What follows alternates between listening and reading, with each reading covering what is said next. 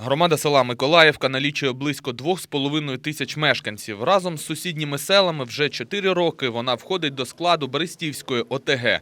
За цей час, на думку мешканців, у селі накопичилося чимало проблем, які не вирішуються. Зокрема, з вівторка закрилася школа, яка лишалася без водопостачання через аварію на свердловині. Виявилося, що об'єкта немає на балансі ОТГ і витрачати кошти на ремонт з бюджету громади заборонено законом. Проекти, які б мали узаконити свердловину, подавалися, але не пройшли необхідні експертизи. Зробіть так зробіть, щоб не тільки ви зробили для школи. Є скважина, є. Зробіть ви по-людськи, пустіть для всього народу. У мене пропозиція така, шановний народ і шановні присутні. Виберіть актив. Який? Я не можу, після мене. Виберіть актив, який разом з нашими спеціалістами займеться скважиною. Щоб вам розказали і ви поняли, чого ми не прийняли її на свій баланс. Что там можно сделать этой башне, чтобы немедленно дать воду в школу? Что можно сделать? Приехать с мальчиком, заварить на 2 недели, на месяц. И она будет работать так, как работала 17 лет до этого. А давайте ви вместо мене сядете на мою Согласен, я вместо вас з сею. завтрашнього дня і будете працювати. Почему вы не заварили башню? Тим не менш, проблеми буде вирішено найближчим часом силами активних місцевих мешканців та приватних підприємців. Вже согласився чоловік допомогти. Вони своїми силами зваримо за участю наших, знайдемо сварщиків, підваримо поки що, цю ємкость.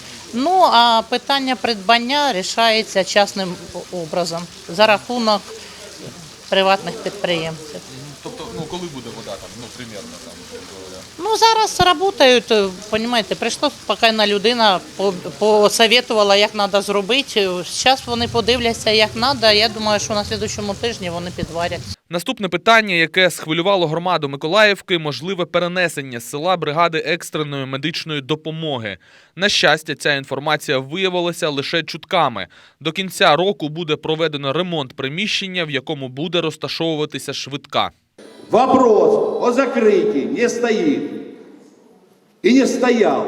Да, первое, самое главное, бригада должна где-то находиться. Это другое дело. Единственное, я сейчас при всех обращаюсь, Наталья Николаевна, вот вы как голова, помогите, чтобы в конце концов решить этот вопрос. Я имею в виду с размещением.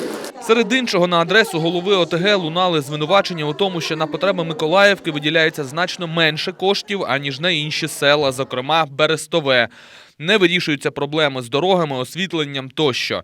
Такі звинувачення голова громади Наталя Кушнір відкинула, надавши мешканцям Миколаївки звіт про використання спільного бюджету. Проте люди не хотіли слухати цифри. Результат цієї зустрічі – буде розглядатися можливість виходу Миколаївки зі складу ОТГ.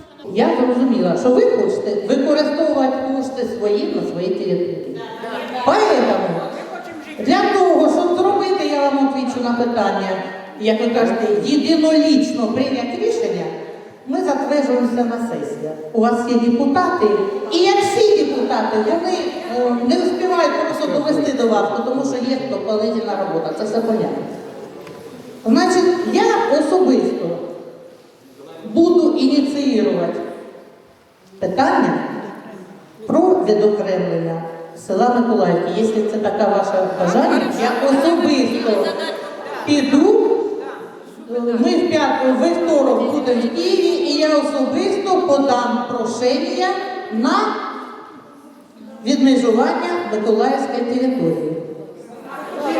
Ми й надалі слідкуватимемо за тим, як будуть розвиватися стосунки між сусідніми селами Берестівської об'єднаної територіальної громади.